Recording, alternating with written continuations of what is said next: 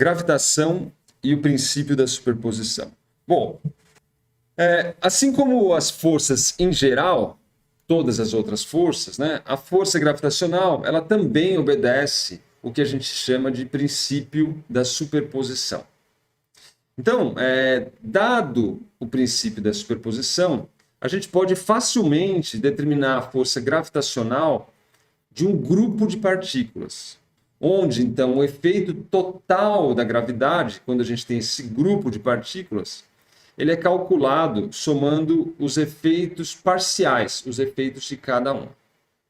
Então, isso é o princípio da superposição, válido tanto para as forças gravitacionais, forças elétricas, válido para as forças em geral. Então, em outras palavras, o que o princípio da superposição nos diz é que a gente pode calcular a força gravitacional resultante sobre uma partícula se a gente calcular a força gravitacional que cada uma das partículas do sistema exerce sobre sobre o seu alvo, né? Vamos dizer. Então, para a gente entender, né, naturalmente, para começar, vamos dar uma olhada num exemplo. Então, suponha que eu tenha 3 partículas, tenho aqui a minha partícula M1, partícula 1, tenho aqui a minha partícula 2, e eu tenho aqui a minha partícula 3. Como a gente já viu, né, na sessão anterior, cada uma delas está sujeita a uma força gravitacional. Então, você tem aqui a força 2, ela exerce aqui sobre a partícula 3 uma força de atração, que eu vou chamar aqui de F32, que é a força que a partícula 3 sofre devido à presença da partícula 2. Mas a força 3 aqui, a partícula 3, ela também é atraída pela partícula 1, que, por sua vez, cria aqui uma força F31, que é a força que a partícula 3 sofre devido à presença da partícula 1. A força gravitacional resultante, nesse caso aí, da partícula 3, é a soma vetorial dessas duas forças. Então, você tem que a força resultante sobre 3 é igual, então, ao meu F31 mais o F32. Onde a gente calcula, né, essa força fazendo uso da lei da gravitação. Gzão, M, vamos chamar aqui de M1. Esse aqui, no caso, então, seria a minha F, vamos pôr aqui, 1,3. Então, essa aqui seria a minha força F31, dividido pela distância 1,3 também, ao quadrado. Então, o módulo é dado pela lei de gravitação, e a soma aqui, se atente que é uma soma vetorial, não é simplesmente calcular o módulo dessa e ter o resultado. Não é assim que funciona, né? É uma soma vetorial. Por exemplo, você pode ter um caso, né, onde você tem aqui uma partícula 1, uma partícula 2 e uma partícula 3. Se todas elas tiverem a mesma massa, m, e essa distância aqui for igual, r e r, a força 3, a partícula 3 exerce uma força sobre a partícula 2. É uma força de atração para cá, que é o meu F 3. A força que a 2 exerce devido à presença da partícula 3. Da mesma maneira, ela tem aqui uma força de atração da partícula 1, que é a minha força 2,1. Se essa distância aqui também é r, então essa distância é a mesma do que essa distância aqui. A massa delas são todas iguais. Então, F23 é diferente de zero. F21 é diferente de zero. Mas, nesse caso em especial, o módulo dessa aqui é igual ao módulo dessa, porque tem as mesmas massas, as mesmas distâncias. E a soma vetorial é igual a zero, porque uma para um lado esquerdo, outra para o lado direito. A soma, o resultante, é igual a zero, apesar de cada uma das forças ser diferente. Tudo isso para enfatizar que a força que você vai... que as componentes das forças é que tem que ser somadas, né? Isso tem que ser a soma vetorial para você, então, calcular a força resultante. Tá certo? Então, isso é importante. Toda vez que forem fazer uso, né, do princípio da superposição, se atentar que as forças são com vetores e a soma, por si só, é uma soma vetorial. Então, naturalmente, né, se a gente incluir uma quarta partícula, por exemplo, incluir uma quarta aqui, nesse caso aqui, ou mesmo uma quarta aqui, nesse caso aqui, essa quarta partícula também vai exercer uma força gravitacional, que a gente vai calcular fazendo o uso da lei da gravitação, calcula o vetor, determina a direção, e a força resultante sobre a 3 agora, então, no caso de 4 partículas, então a força resultante sobre a 3, qual que vai ser?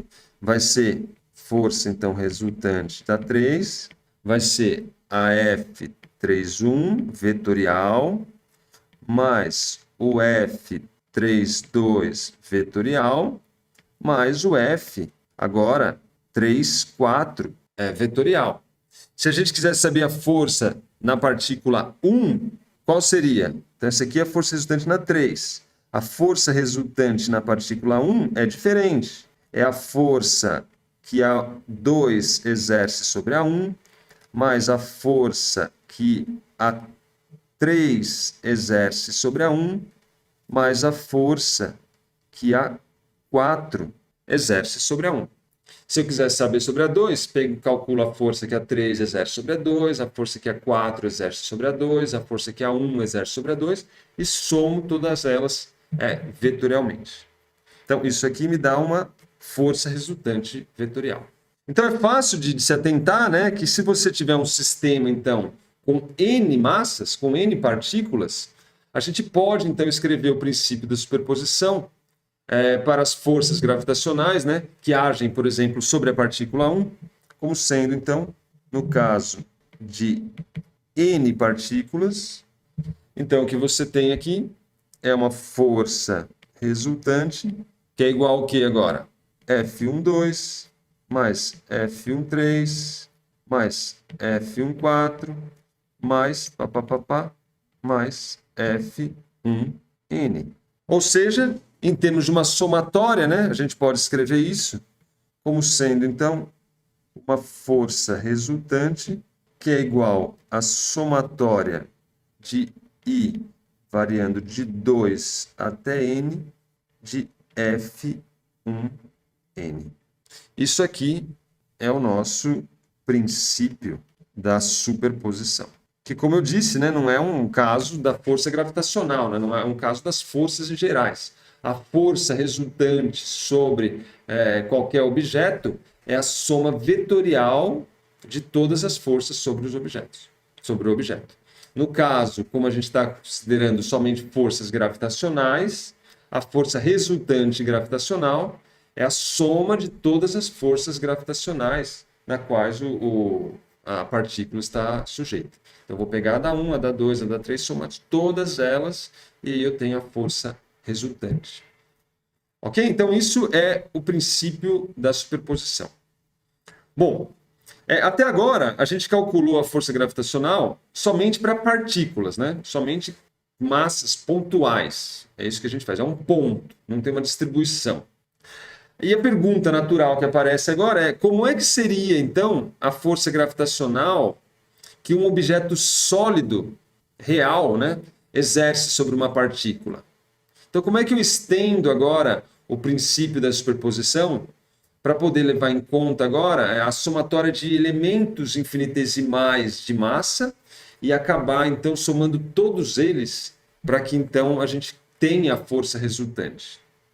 Então, como eu já adiantei, o que a gente faz é, quando eu tenho um sólido, e é sempre assim, para calcular a força, para calcular o momento de inércia, para calcular um centro de massa, você pega o seu sólido, divide ele em pedaços infinitesimais, então você pica ele em vários pedacinhos, com vários elementos de massa, e soma, né, via integração, para calcular a contribuição de cada um desses elementos. Então, vamos ver um exemplo para a gente entender o que eu estou falando. Suponha que eu tenha o seguinte caso, tá? Um caso bem irreal, mas só para exemplificar mesmo. Suponha que eu tenha aqui um eixo, tenho aqui outro eixo, e eu tenho aqui, um objeto. Está aqui o meu objeto, vou fazer até dobrado aqui. Está aqui. um objeto que é uma linha, tá certo? Uma linha de massa, uma linha.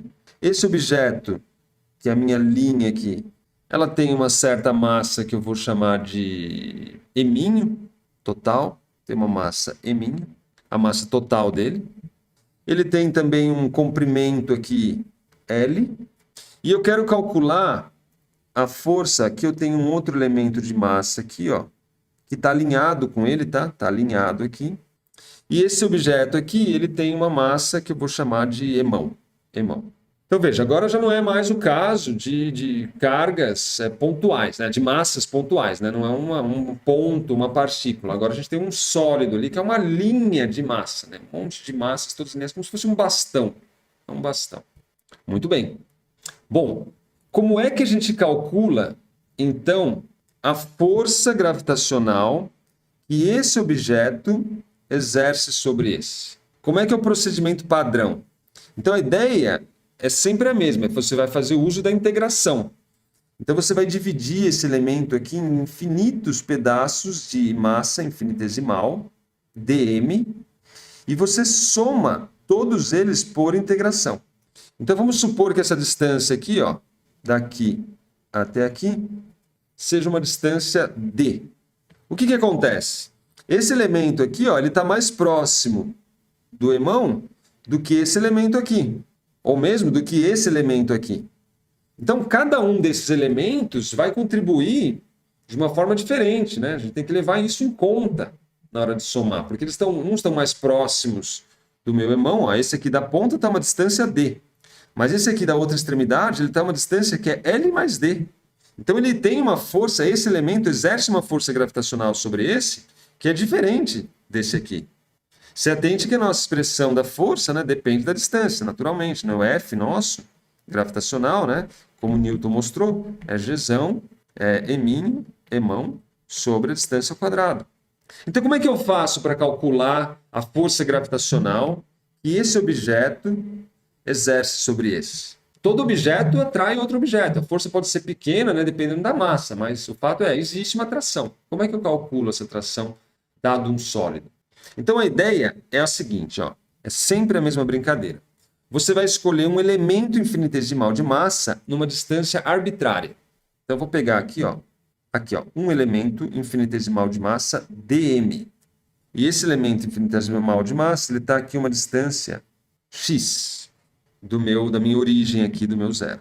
Esse elemento infinitesimal de massa, ele exerce uma força sobre o meu emão. Ele exerce uma força infinitesimal dF.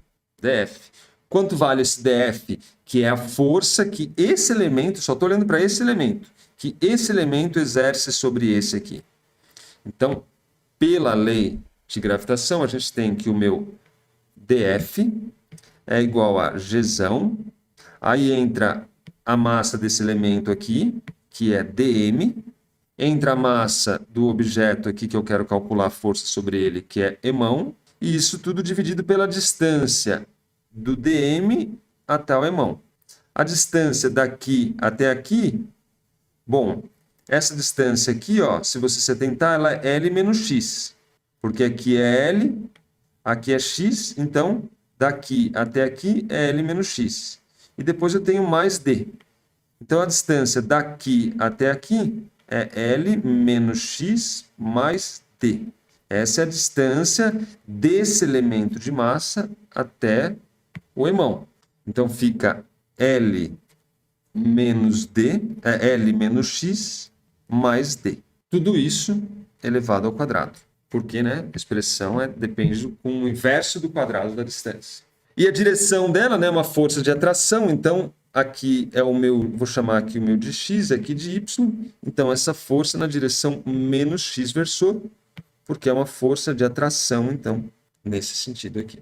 Para calcular essa força, então, total, agora eu integro, né? Então eu integro aqui e integro aqui.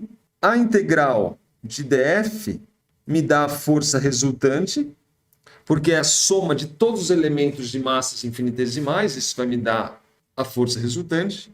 E isso aqui é igual, né? Como eu integrei desse lado aqui, tenho que integrar desse lado aqui, né? Para manter a igualdade, eu faço a mesma operação dos dois lados. E isso dá uma integral de Gzão dm emão sobre L menos x mais d ao quadrado. E isso aqui na direção menos x versor. Agora, a questão que sempre aparece, né? Como é que eu integro em dm, né? Porque a minha integral aqui é em dm. Como é que eu integro em dm? O procedimento é sempre o mesmo, tá? Sempre o mesmo. Quando você vai calcular momento de inércia, quando você vai calcular centro de massa. Quando cair numa integral em dm, você tem que transformar essa integral numa integral espacial. Como é que eu faço isso? Então, a pergunta aqui que eu quero responder é: como integro em dm? Então, você faz o seguinte, ó. A gente vai supor que a densidade de massa desse objeto, para facilitar a nossa vida, né? Não precisava ser assim, poderia depender do... A gente vai supor que ele é uniforme, tá?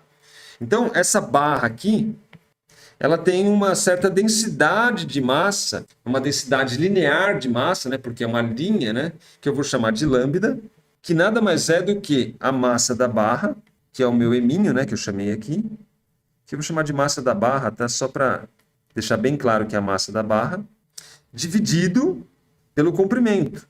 Então, se ela tiver 1 kg e 1 metro, significa que ela tem 1 kg por metro. Se ela tiver 1 kg mais 5 metros, então ela tem 1/5, né, que é 0,2 kg por metro, porque é 5 metros, 1 kg, a cada metro tem 200 gramas, 0,2 kg por metro. É a divisão entre a massa total e o comprimento da barra.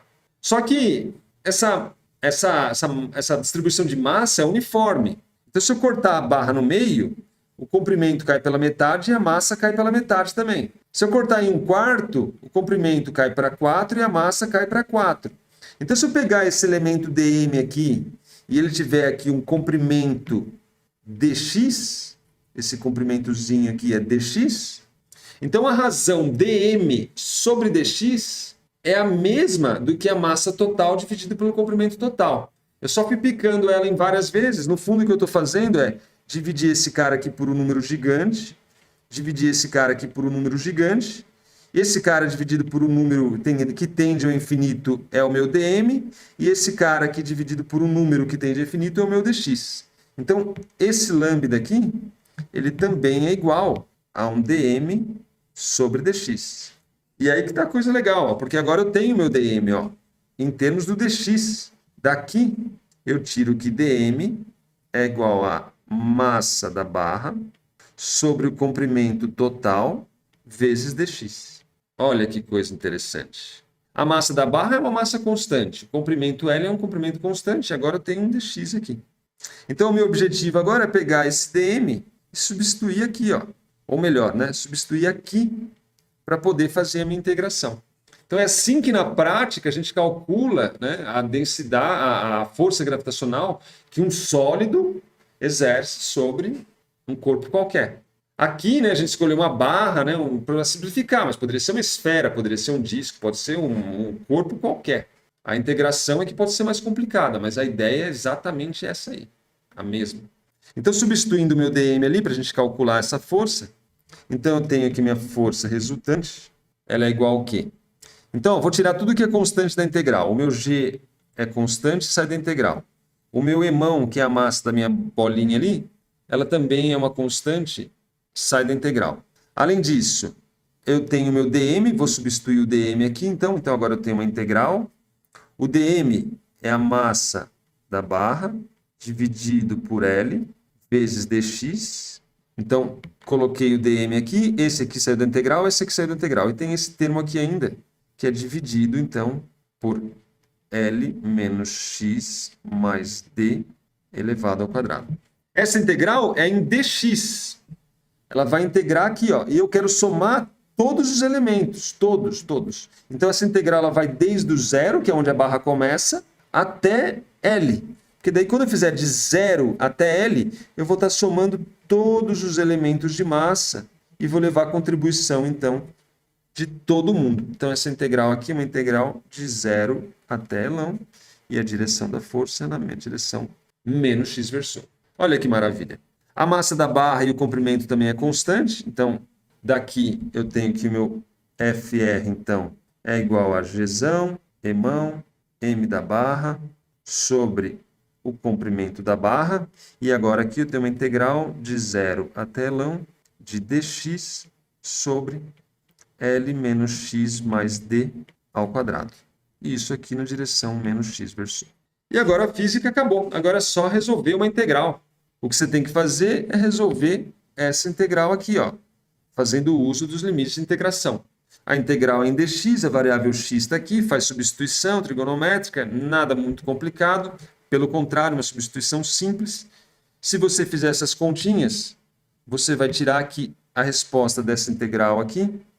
Ela é L sobre D que multiplica D mais L. Ou seja, jogar um pouco para a esquerda esse cara aqui, para a gente ter espaço. O que a gente tira aqui é que minha força resultante, então, é Gzão, Emão, M da barra, dividido por L. E aqui entra o resultado da integral, que é L sobre D, D mais L, na direção menos x versor.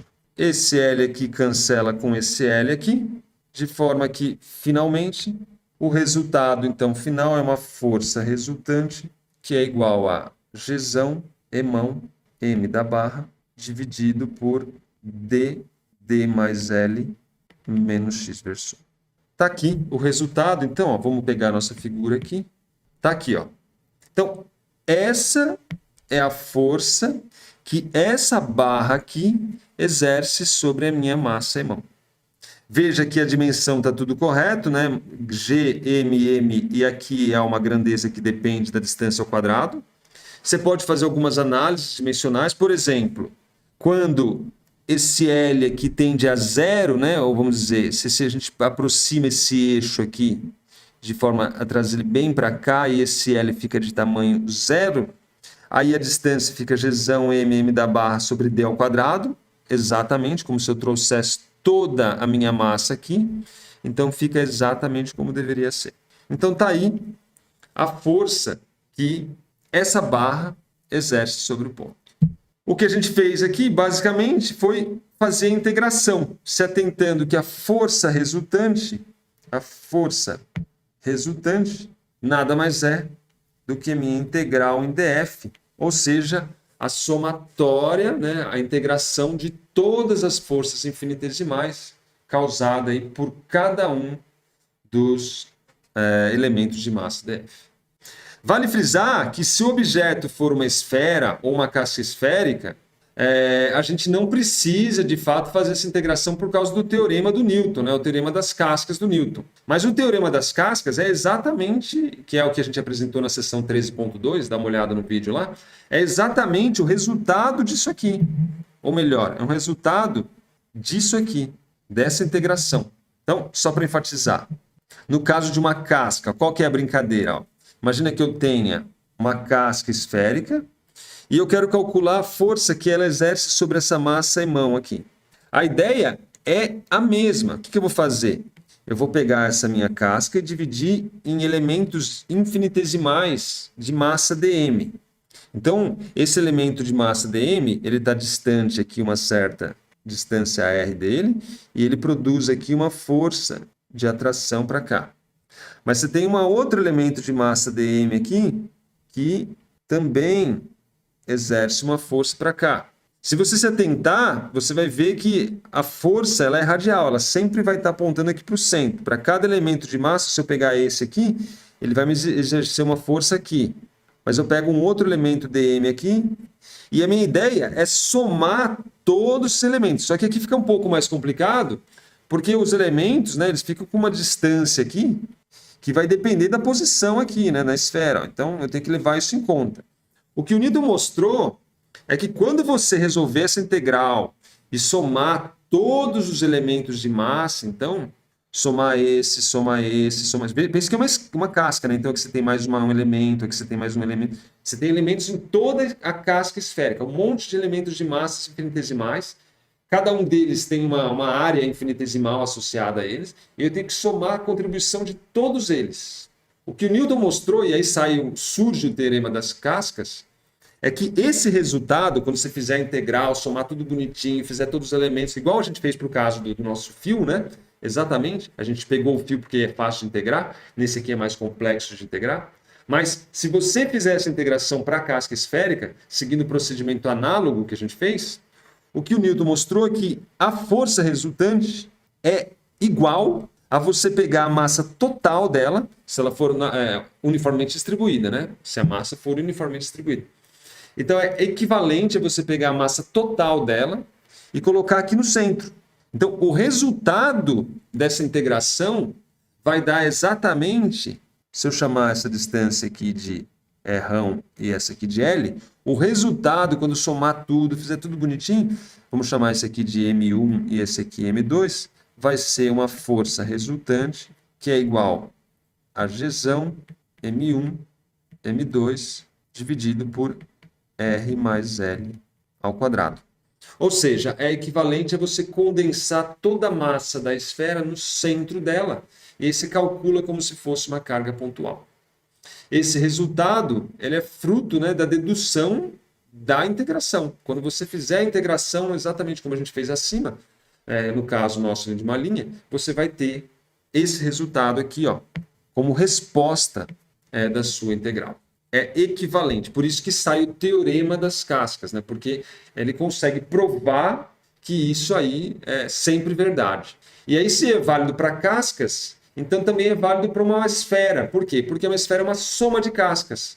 Então, novamente, você usa o teorema das cascas para também calcular a força gravitacional que uma esfera sólida, maciça, exerce sobre uma partícula externa. Ela poderia, inclusive, ser uma esfera oca. Se ela tivesse aqui um furo aqui, né, alguma coisa, obviamente, centralizada, né?